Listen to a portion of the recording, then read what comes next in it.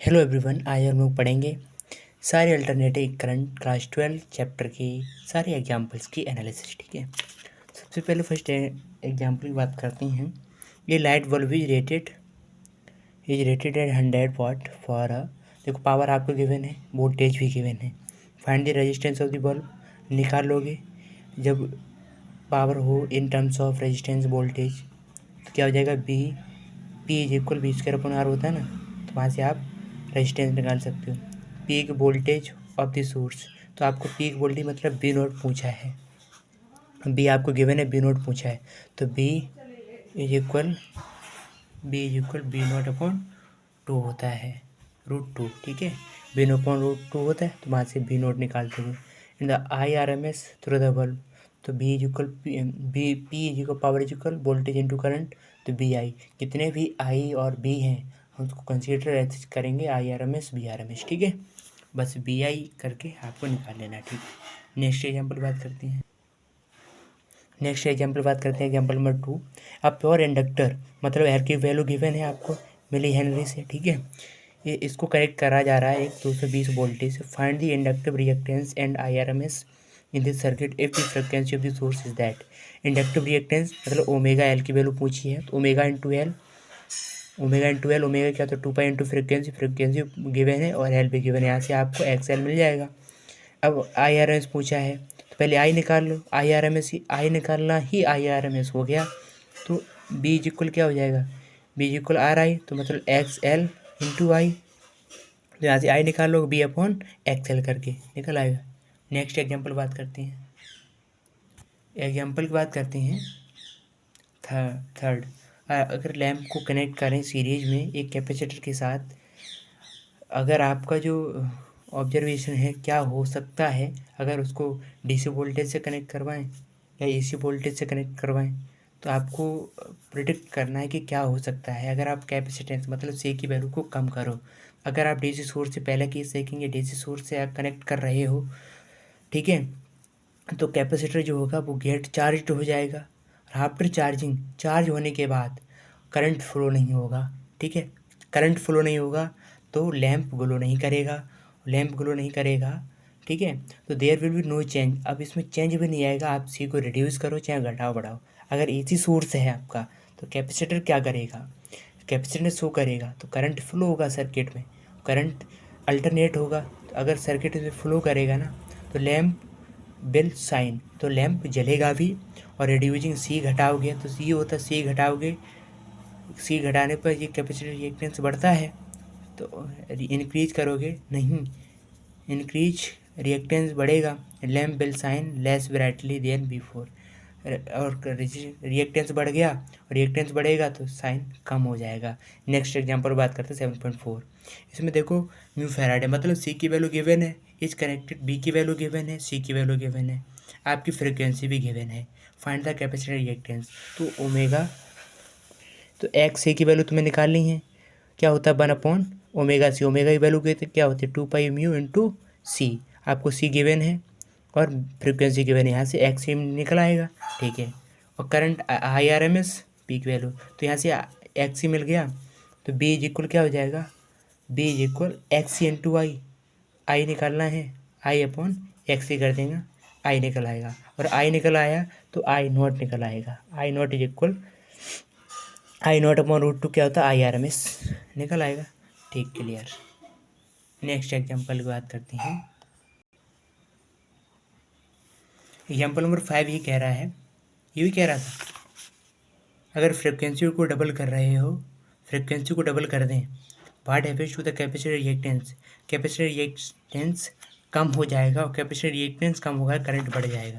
ठीक है, question number 7.5 example क्या कह रहा है, light bulb and open and coil inductor are connect to AC source.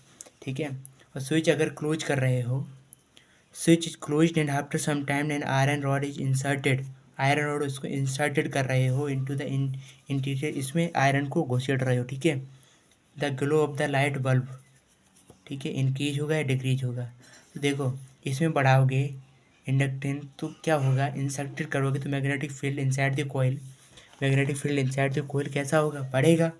अगर बढ़ेगा तो मैग्नेटिक फील्ड बढ़ रहा है तो inductance of the coil increase होगा, और इंडक्टेंस इंक्रीज हो गया तो इंडक्टेंस रिएक्टेंस मतलब एल की वैल्यू बढ़ गई तो रिएक्टेंस बढ़ गया, मतलब एक्सएल बढ़ गया, एक्सएल बढ़ गया। और अगर एक्सएल बढ़ गया तो मतलब रजिस्टिविटी बढ़ गई, रजिस्टिविटी बढ़ गई तो क्या होगा, in the inductive reactance of the coil increase होगा, रिजल्ट क्या होगा, लार्जर फ्रैक्शन, लार्जर फ्रैक्शन क्या होगा, AC appears across the conductor living less voltage across the bulb therefore the bulb of glow decreases. ये होना चाहिए डिक्रीज होगा, ठीक है। उसका मैग्नेटिक फील्ड बढ़ेगा तो मतलब ग्लो ऑफ लाइट, वो करंट घट जाए, करंट घट जाएगा तो ग्लो ऑफ लाइट कम हो जाएगा, ठीक है। आगे बढ़ते हैं। देखो इसमें क्या कह रहा है, रजिस्टर, एक रजिस्टर ये दे रखा मतलब आर की वैल्यू है, कैपेसिटर दे रखा मतलब सी की वैल्यू है, कनेक्टेड है सीरीज टू, यार इसमें दो ही दे रखे हैं तो दो ही को कनेक्ट कर रहा है, ठीक है। ये है फ्रिक्वेंसी, ये है। Calculate the current in this circuit, अब सर्किट में करंट कितना जा रहा है, उससे पहले आपको पता लगाना पड़ेगा कि जो टोटल रिएक्टेंस है वो कितना है। देखो आर की वैल्यू गिवन थी, सी की वैल्यू गिवन थी, ठीक है। तो यहाँ से एक्सएल नहीं है तो उसको जीरो मान लेंगे, वही हमारा इम्पेडेंस रिएक्टेंस काम करेगा जेड, तो जेड यहाँ से निकाल लेंगे। इक्विवेलेंट रेजिस्टेंस आ गया है, रेजिस्टेंस जैसे ही हमारे पास आया, रिएक्टेंस आया तो वहाँ से हम आई निकाल सकते हैं, तो हम बता देंगे इतना करंट उसमें फ्लो हो रहा है। फर्स्ट क्लियर हो गया। सेकंड बात करते हैं, calculate the voltage across the register, तो कैलकुलेट आरएमएस, आरएमएस का मतलब होता है बी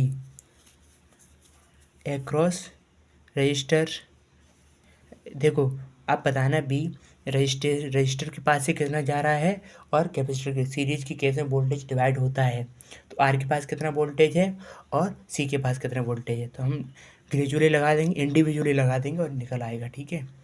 और is the algebraic sum of these voltage more than the source voltage, जैसे हम पढ़ते हैं ना बी क्या होता है, V one plus V two, ये अलजेब्रिक सम, अगर हम इसको दोनों को सम कर दें, सम करेंगे तो इतना आ रहा है और 311 आ रहा है।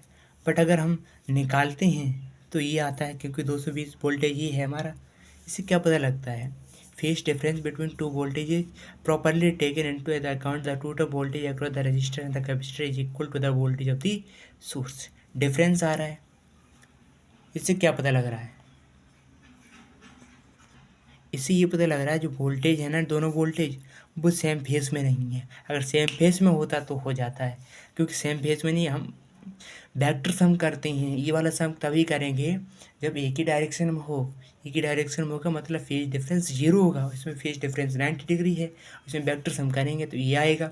वैसे अलजेब्रिक सम ये आना चाहिए, ये आएगा नहीं, ठीक है, क्योंकि इससे हम कह सकते हैं कि वो क्या है, फेज डिफरेंस है उसमें, ठीक है।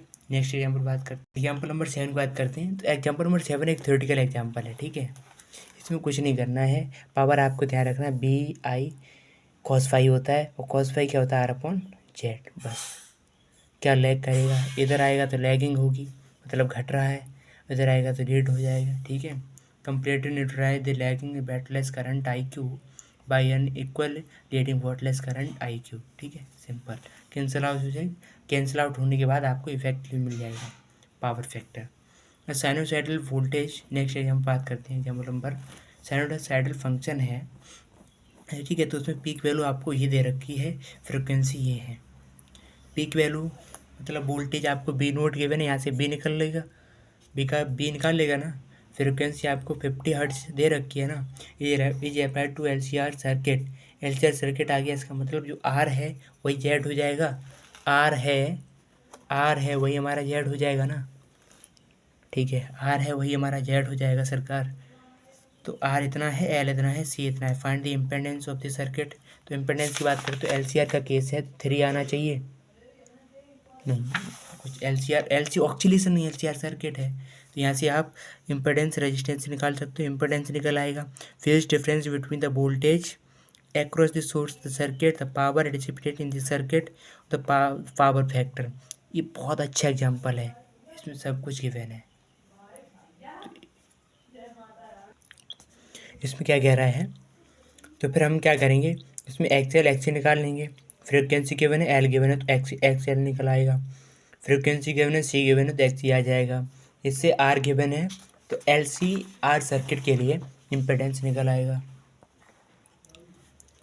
और फेज डिफरेंस क्या होता है 5, और 10 5 X C upon X L upon R कर दो, या V L minus V C कर दो अपॉन आर कर दो, वहाँ भी 10 5 निकल आता था, 53 डिग्री आ जाएगा। तो sine 5 is negative, the current in the circuit lag हो रहा है अक्रॉस द सोर्स। ठीक है, करंट पीछे चल रहा है, भी आगे जा रहा होगा। The power dissipated in the circuit, power dissipated का फॉर्मूला ये होता है I square R. I square R, अगर आपको आई स्क्वायर नहीं पता है, I R M S I naught तो पता है ना, पीक वैल्यू पता है, वहाँ से निकल आएगा। ठीक है, power factor cos 5, power dissipated इतना होता है। कॉस 5 की बात करें तो कॉस 5 5 आपको पता है, कॉस 5 यहाँ से हमने निकाल लिया तो कॉस 5 यहाँ रख दो, ये आ जाएगा। नेक्स्ट एग्जाम्पल बात करते हैं। Suppose the frequency is varied, frequency of the source. ठीक है, व्हाट इज द फ्रिक्वेंसी, उसी एग्जाम्पल को ले रहे हैं, सब कुछ गिवन है। तो what is the frequency of the source eight which resonance अगर। ठीक है, तो एल सी ऑक्सीलेशन है तो आर हमारा सिमिलर है। ठीक है, तो एल सी की वैल्यू रखना, ओमेगा निकल आएगा। ठीक है, ओमेगा निकल आया, ओमेगा निकल आएगा, वहाँ से फ्रिक्वेंसी निकल आएगी। ओमेगा क्या होता है, omega is equal 2 pi frequency. ठीक है, आगे अगर calculate the impedance, impedance R के बराबर हो जाएगा। ठीक है, the current and power distributed at the resonant condition, तो करंट रेजोनेंट कंडीशन पर आपको क्या होगा, रेजोनेंट कंडीशन पर तो बी आई, तो V upon R, V Z हो जाएगा, जेड ही आर हो गया तो बी अपॉन आर हो जाएगा। तो आर की वैल्यू रखना है जेड। ठीक है, तो करंट आ जाएगा, power dissipated, power I square R, Z रख दो यहाँ पर, या आर रख दो, बात एक ही है, तो ये दोनों निकल आएंगे। ठीक है, नेक्स्ट एग्जाम्पल की बात करते हैं। At an airport the person is made to walk through the doorway of a metal detector for a security reason. तो कह रहा है एट एन एयरपोर्ट पे क्या होता है, पर्सन को लगता है वो जब चलता है डोर पे आ जाता है, मेटल डिटेक्ट कर लेता है सिक्योरिटी रीजन से, तो बता देता है anything made of metal the metal detector emits sound. जैसे नहीं एयरपोर्ट पे जा रहा है, चेक होती है क्या तो मेटल साथ में कि गलन तो नहीं है, वो चेक करता है वो किस प्रिंसिपल पे काम करता है, तो वो metal detector work on the principle of resonance पर काम करता है। ठीक है, क्या होता है, जैसे इम्पेडेंस आ जाता है सर्किट पर तो चेंज हो जाता है, रिजल्टिंग सिग्निफिकेंट चेंज हो जाता है करंट में चेंज होता है सर्किट। ठीक है, जैसे वो आया तो एकदम सर्किट में करंट है वो चेंज हो जाएगा, यही जो चेंज हो जाता है करंट में डिटेक्टेड था इलेक्ट्रिकली सर्क्यूटरी कॉज अ साउंड, यही जो चेंज हुआ है करंट में, यही करंट में चेंज आने से एक साउंड को प्रोड्यूस कर देता है, साउंड प्रोड्यूस हो जाएगा तो to be as an emitted an alarm. Thank you everyone, thank you.